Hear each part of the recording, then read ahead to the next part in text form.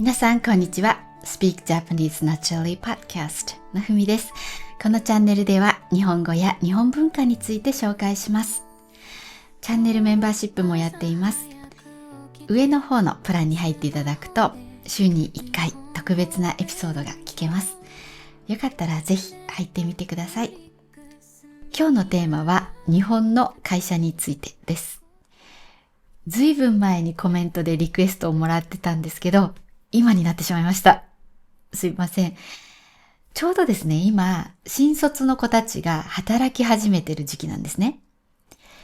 新卒っていうのは、新しいに卒業の卒って書きます。つまり、この3月に卒業した子が新卒の子。その子たちが今4月から働き始めています。で、そういうリールをね、最近いくつか目にするようになって、そろそろ会社について話そうということで、エピソードにすることにしました。で、まず最初に会社の制度の話をします。大きな制度のところ。で、それから、会社内の文化について話します。で、最後に、いろんな言葉遣いだったり、メールだったり、電話だったり、そういう時にどういう感じなのかという話をします。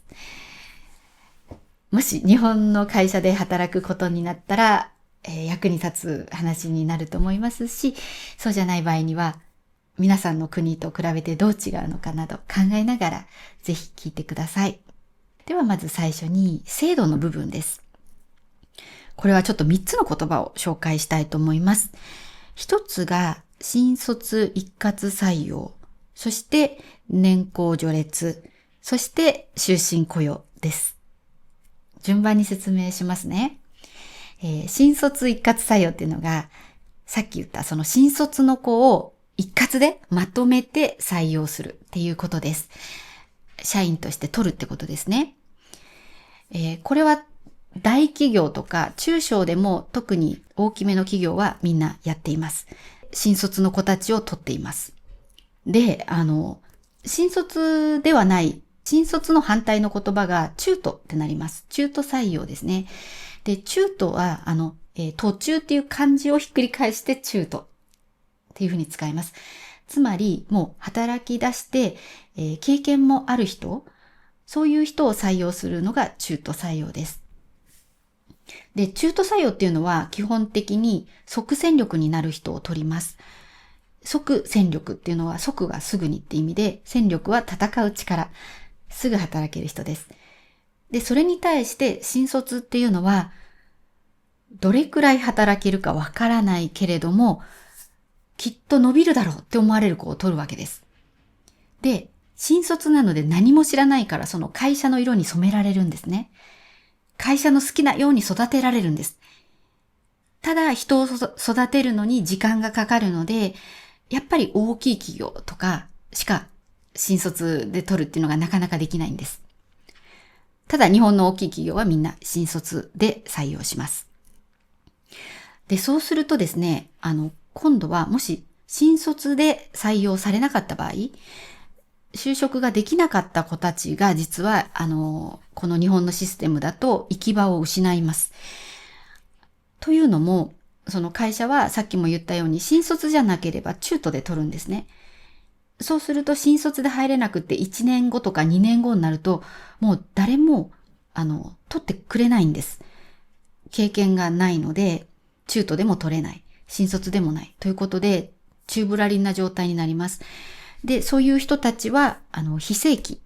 つまり、バイトとか派遣で働くことになります。派遣っていうのは、派遣会社に登録して、仕事が派遣会社に依頼が来た時に、その依頼が来た会社に派遣するってことですね。そうすると短いと、1ヶ月とか。長くてもそんなに長くないです。そうすると身分が安定しないんですね。で、日本の場合、正社員の身分ってすごく安定してます。まず、いろんな手当があります。住宅手当とかですね。住宅手当っていうのは、家を借りてる時などにその何%とかを会社が負担してくれることです。で、あと正社員ってすごく辞めさせられにくいんです。日本は正社員が法律でしっかり守られています。なので、まず辞めさせるとしたら、客観的に正当な理由が必要です。で、その上で30日前に、辞めてくださいってことを言わないといけないんですね。なので、そんな簡単に当日の朝突然辞めてくださいって言われたりすることはないんです。だから、時々アメリカの YouTube とかを見てると、解雇されたっていう YouTube で、解雇っていうのは辞めさせられるってことですね。当日会社に行ったら、突然上司のオフィスに呼ばれて、解雇を告げられて、辞めてくださいって言われて、10分で荷物をまとめさせられた。で、そばでは人がこう見張ってて、自分がその会社の機密を漏洩。これは秘密を、漏らすってことですけど、会社の機密を漏洩しないようにこう見張ってるそばで荷物を詰めてすぐに追い出された。みたいな話を聞くと、信じられないなって思います。本当に辛いだろうなって思います。でそれに比べたら、日本の正社員っていうのはすごい、守られています。ただですね、1990年に日本ではバブルが崩壊しました。で、それまで不動産の価格とかが上がって、株価も上がってたのが弾けたわけです。で、もう日本の経済がガクンって悪くなりました。で、その時に、それが1990年だったんですけど、その後1993年から2005年にかけて、その大学新卒の子たちの、就職率がものすごく悪くなった時期があります。で、一番ひどい時で、就職率が 60% ぐらいでした。つまり、10人のうち6人は就職できたけど、就職できない人が4人いたっていうことですよね。就職したくてもできない人が。で、就職いい時だと8割超えてきたりするんで、結構就職できるんですけど、この時期は本当に就職できなかったんですね。で、その時期を就職氷河期って言います。氷河期っていうのが、地球が氷で覆われた時代です。で、すごい冷え込んで、人口も減る時代ですよね。で、経済も冷え込むって言うじゃないですか。なのでその氷河期を使って就職氷河期って言います。で、この時代に就職活動をしていた人たちを氷河期世代って言います。で、その人たちが今42歳から56歳ぐらい。私もまさにその氷河期世代でした。で、私はね、無事就職できてたから良かったんですけど、就職できなかった人たちは、非正規で働くことになりました。で、そうすると、正社員に比べて生活が安定しないわけですね。で、一度非正規になってしまうと、さっきも言ったように、新卒では採用されなくなるし、中途でも経験がないから引っかからなくなるんですね。中途っていうのは基本的にはどっかの会社に勤めてた人が中途で採用されます。だから新卒で採用されないってことは、日本の会社の中で働く世界から締め出されることになるんです。チャンスがなくなるんですね。で、少し前から就職の氷河期世代の人たちが年を取ってきた。で、お金を稼げてないから年金を払えていない。そうすると年金をもらう世代になった時に年金のない人たちがたくさん増えるということで問題になっていました。で、その氷河期世代の人に対しての就職支援活動とかも始まったりしていました。そう、だからこの新卒で入るっていうのが結構大事なんです。日本の会社の中では。だから今もだいたい大学3年生になるともう就職活動を始めます。で、夏はインターンなどをします。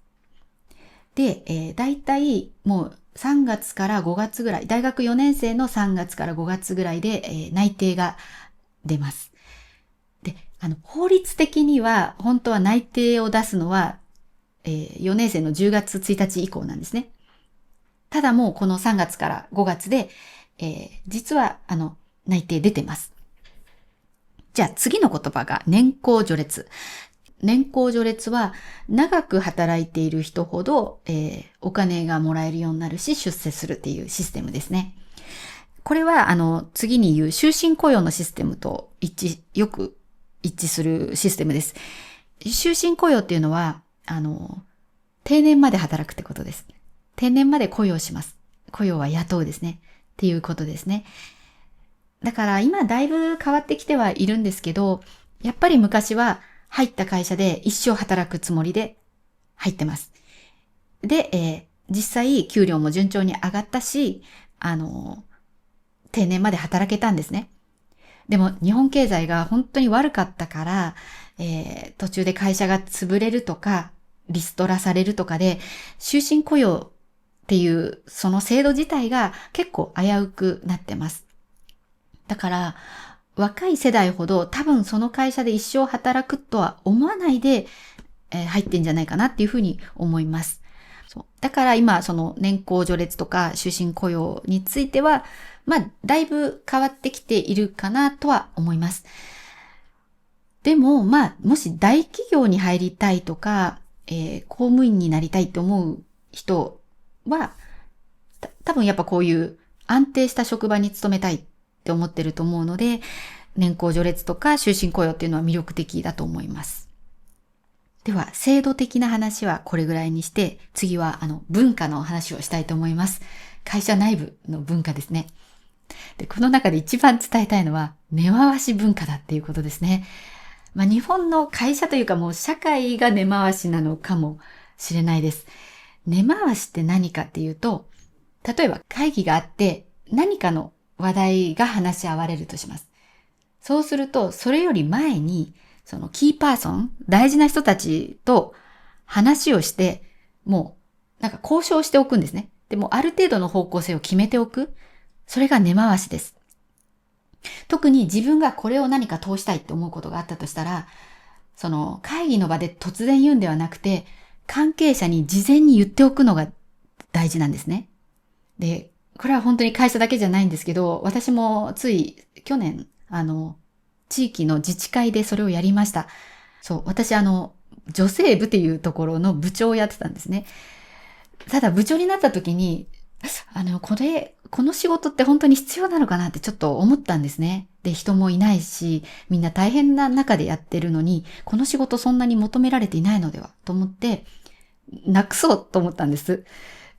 ただその時に、その自治会の総会で突然、なくすのはどうでしょうかって言っても、どうなのかなと思って、まず最初に、その女性部の部員さんたち、いろんなところから一人ずつ代表が来てるんです。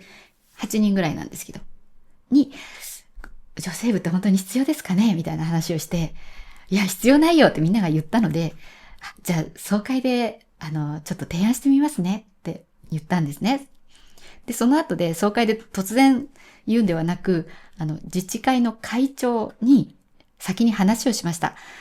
会長さんが近くに住んでて、道端で時々会うんですね。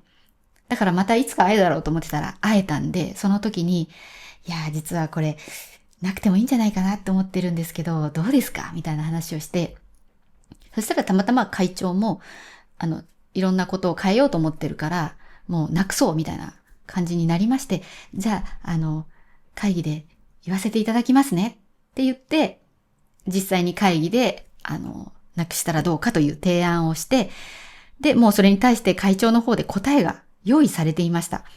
それをなくすだけじゃなくて、いろいろ整理して、その自治会の仕事をする人の人数を減らすような案になっていました。だから、やっぱりこれ事前に言っといてよかったなと思ったんですね。それと一緒で会社も大事なことほど事前に関係者の特にキーパーソン、一番大事な人に言っておくっていうのが大事だと思います。で、あともう一つ文化としてよくあるのが、長時間労働というか残業ですね。帰る時間が遅いってことです。始まる時間はだいたい9時とか、早いとこだと8時かもしれませんけど、に始まって、それより早く来る人っていうのはあんまりいないんですね。会社に6時とか7時に来る人はいません。で、一応始まる時間のぴったりに来るのもね、良くないってされてるんですね。もし9時に開始なんだったら、9時にキーンコーンカンコンとか鐘が鳴るときに来ていちゃいけないんですよ。特に新入社員だったらば、まあ、10分前最低。ただ、周りを見て、もっと早く来てる人がいるんだったら、もうちょっと早い方がいいかもしれない。でも最低10分ぐらい前にはいた方がいい。で、いろんな荷物を置いたり、パソコンつけたりして、さあ仕事を始めるぞっていうのが、その9時の鐘が鳴るとき、まあ、鐘が鳴らない職場もあります。じゃないといけない。っていう感じです。で、帰りは逆に、じゃあもし6時に鐘が鳴ったとしましょう。鐘と同時に帰ると品縮を買います。品縮を買うっていうのは、何あの人って思われるっていうことです。だから本当に嫌なのが、始まるより前にいなきゃいけないのに、帰りはもちろん前に帰っちゃいけないし、鐘と同時に帰ってもダメってことです。で、まあよく言われるのが、その上司が帰るまで帰れない。まあこれもね、職場によると思います。で、帰れるところもあるとは思うんですけど、やっぱり、鐘と同時に帰るっていうのはなんかちょっと微妙ですね。せめて、まあ10分、20分はその後まで、多少なりとも残っていないといけない感じはあると思います。まあそれでも周りを見て、特に自分の立場が下だと帰りにくいっていうのはありますね。まあこれも職場の人間関係次第なので大丈夫だと思います。で、私子供を一人目産んだ後、職場に復帰したんですね。子供を保育園に預けて。で、その時は保育園のお迎えが決まってました。なので、すごいね、帰りやすかったです。7時まで預けられたんで、確か6時以降だと特別な許可を取らないと保育園が預かってくれなかったんですね。言えば預かってくれたんですけど、だから一応、6時のお迎えに間に合うようにだったか、6時半だったかはちょっと忘れたんですけど、それぐらいで、お先に失礼しますって言って帰ってました。そう、お先に失礼しますって言って帰りますね。あれは帰りやすかったです。逆に。もうお迎えなのでっていうのをみんなが理解してくれてたので。で、ちょっとその時私が思ったのは、私絶対にその6時とか6時半とかって終わりが決まってた時の方が能率が良かったってことです。その子供が生まれる前は多分ダラダラ仕事してたんですよ。何時まででもいてよかったから。何時まででもいてよかったわけじゃないですね。その遅くなっても自分は構わなかったから。しかも残業代も出た会社だったから。だから多分ちょっとダラダラ仕事してたと思います。でも、後ろのお迎えの時間が決まってるから、もう帰んなきゃいけない。だから、もうね、すっごい一生懸命仕事してました。終わらせるために。で、例えばもし家に仕事を持って帰ってもできるような仕事ではなかったから、本当にいる間に終わらせたんです。なんでね、働く時間が短くて残業代ももらわない。でもやることをちゃんとやっていて、すごい偉かったと思います。じゃあそんな感じで帰りにくいのと、あと、有給が取りにくい時もあります。ただ今は、有給を積極的に取らせる会社もあるので、ちょっと違うかもしれません。ただ、忙しい時とかに取れないと思います。その部署によってとか、会社の仕事内容によって忙しい時期ってありますよね。絶対忙しい時期ってあるじゃないですか。そういう時に有給で休むと品縮を買います。それが子供の運動会とかだったら、まだ大丈夫だと思います。ただそうじゃない旅行にそういう時に行くとか言うと多分品縮を買います。なので、有給を取る時も多分ね、あんまり忙しくない時期にするとか、結構ね、気を使います。あと、産休とかも、制度としてちゃんとあります。産休を取れる制度はあるんです。ただ、やっぱり、自分がいなくなる間、迷惑をかけてすいません、みたいな態度を取らないといけません。次は、上下関係ですね。日本の会社、上下関係があります。上司と部下がいますね。あと、先輩と後輩がいます。新卒で自分と一緒に入った子たちは同期って言います。同期はちょっと仲間意識があります。っていうのもですね、同期とは、だいたい最初に一緒に研修を受けたりするんですね。部署にそれぞれ配属される前に、ある程度会社のことを学ぶ全体研修みたいなのもあったりします。で、そういう中で仲良くなるんです。だから、違う部署とかに行った後も、割と同期とは一緒にご飯を食べに行くとか、同期と連絡を取ったりします。で、あと会社で辛い時って、そういう愚痴って同期には言えるんですよね。先輩には言えないじゃないですか。まあ仲良くなれば言えますけど。なので、まあ同期とはね、仲良くなりますね。で、言葉遣いとして、会社での言葉遣いは基本ですますです。丁寧な言葉で話します。で、まあ同期とはタメ口なることが多いですね。で、あと先輩とかは仲良くなるとタメ口で話してきたりもします。上司もですね。でも自分がタメ口で返すってことは絶対にありえないです。で、あと、上司の人も自分の直属の部下にはタメ口で話すことがあっても、違う部署のそんなに親しくない年下の人たちには、基本はデスマスを使います。なので、そう、上下関係はちゃんとありますので、大事ですね。で、次の話題なんですけど、出世するためには上司に可愛がられている必要があるって夫が言ってました。そう、夫にもちょっと今度会社のこと話すんだけど、会社の文化って言ったら何があるって言ったら、ちょっと考えた後で、よく考えてみると、出世した人って、みんな上司に可愛がられてたなってことを言ったんですね。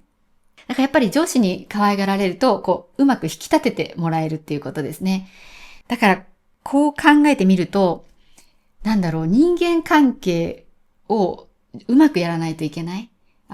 根回しが上手だったり、他の部署に知り合いがいるとか、そういう人ともうまくやって、上下関係きっちりやって、そういう人が、出世していくんだと思います。そう、その中で飲み会っていうのもありますね。会社の飲み会っていうのがあります。で、こういうのは、最近は多分自由参加っていうこともあるとは思うんですけど、会社の人と仲良くなりたかったら、行くに越したことはないと思います。その会社で出世したいと思ったら絶対行くべき。あとは、その友達が欲しい会社で気持ちよく働きたいと思ったら、やっぱり行っといた方がいいかなって思います。全部行く必要はないんですね。毎日飲みに行こうって誘ってくる上司がいて、それに毎日答える必要はないんですけど、忘年会とか、そういう、ちょっと大事な会、そういうのは出といた方がいいんじゃないのって思います。私最近見てる、あるオーストラリアから日本に移住してきた女性のやってるチャンネルを見てたんですね。その人は50代になって日本に移住してきたんです。で、私感動して、ほとんど年は変わらないんですね。で、それでよく人生を変えるような決断をしたなと思って、尊敬の目で見てたんです。で、その人があるインタビューに答えて言ってたのが、その人はね、日本で英語教師として働いています。で、仕事の給料はね、すごい安いみたいなんですけど、言ってたのが、やっぱり誘われたら断らないが大事だって言ってました。日本社会に馴染むのにどうしたらいいですかっていう質問をされて、誘いには全部イエスって言ってました。だから会社の人に誘われても行くし、一人でいたいなって時も行くようにしてたら、やっぱりどんどん仲良くなって、今は友達もいるみたいな感じでした。あとね、その方は猫を飼ってるんですよ。で、猫を連れて散歩に行ったりするんですね。そうするともう近所の人がみんな話しかけてくるって言ってました。私ももし猫を散歩している外国の人がいたら絶対話しかけます。なので、もし皆さんが日本の会社で働くならば、やっぱ仲良くなるには飲み会断らない大事かなと思います。では最後に、細かいことについてお話しします。例えば、会社の外の人と話すとき、絶対にデスマスです。で、丁寧な言葉遣いをします。そうすると、特別な言葉も使ったりします。例えば、相手の会社は、御社って言ったり、自分の会社のことを弊社って言ったりします。そういう使い分けをしたりしますね。あと、何があるかな。そう。私、あんまりそういう社外の人と話すことがあんまりなかったもので、あんまりよく知らないんですけど、そういう大事な言葉遣いがあります。特に営業で相手の会社に行く場合とかは、決まった言葉遣いとかがあるので、そういうのを覚えないといけないと思います。ただ日本の会社って結構そういう研修というかしっかり教えてくれるところが多い気がします。入社すると教育係っていうのがつくんですよ。大体。多分どこの会社もつくと思うんですけど。その教育係が一通り、その新しく入った人に仕事を教えてくれます。教育係がいないことあるかな？私の時もいました。教育係の人が。で、その人が、いろいろ、教えてくれました。なので、最初はそういう教育係の人と一緒に行って、その人の言葉遣いを勉強するとか、そういうふうにすれば大丈夫だと思います。で、あとですね、そう、メールが結構独特だなっていつも思います。で、メールは、いつもお世話になっておりますって始まるんですね。お世話になってなくてもいつもお世話になっておりますって始まります。で、いつもお世話になっております。何々です。で、入るんですけど、その文も結構堅苦しい文で書くんですよ。で、人によってはものすごく堅苦しい、もう使わないんじゃないの？何この言葉はみたいな言葉で書いてくる人もいたりして、いろいろいて面白いなと思います。が、私はそういう文を書くのがまた、苦手でして、時々そういうビジネスメールを書かなきゃいけないときは、最近はちょっとチャット GPT に相談したりしています。この辺も、もし本当にその会社で必要なことであれば、教育係の人にお客さんに送ったメールを共有してもらって、言葉遣いを勉強するといいと思います。そう。あと、電話。その部署に電話がかかってきたら基本新人が出るのが務めです。そう。あと、一つ大事なのが、仕事中に使用メールとかはしないですね。使用の電話もしません。LINE もしません。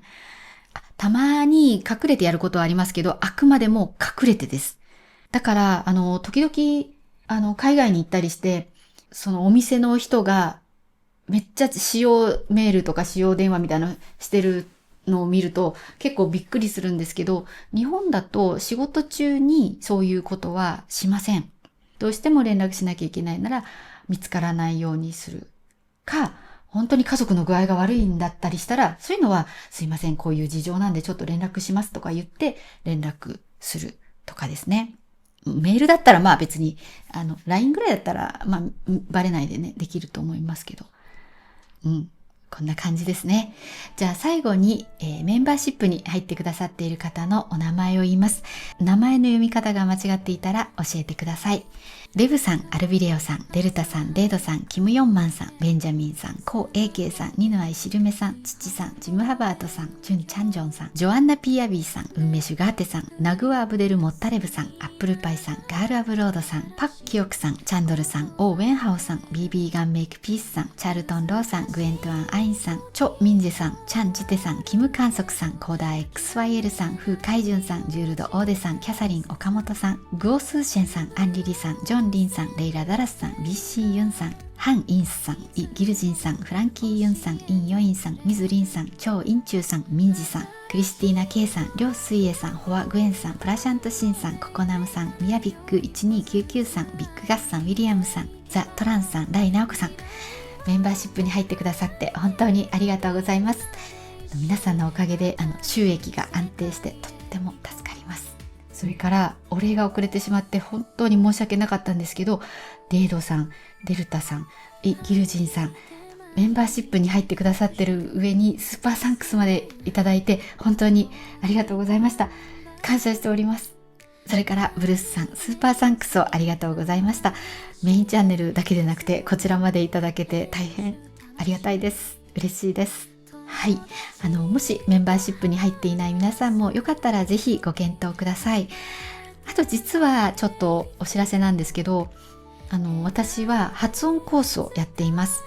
それは英語で教えるコースなんですけど、そのコースに入っていただくとこちらのチャンネルのメンバーシップと、あとメインチャンネルのメンバーシップの動画両方見れるようになりました。なのでよかったらそちらもぜひご検討ください。リンクは概要欄にあります。では今日も最後まで聞いてくれてありがとうございました。この動画が良かったらぜひ高評価、チャンネル登録、そしてお友達にシェアしていただけると嬉しいです。では皆さん良い1週間をお過ごしください。また次の動画でお会いしましょう。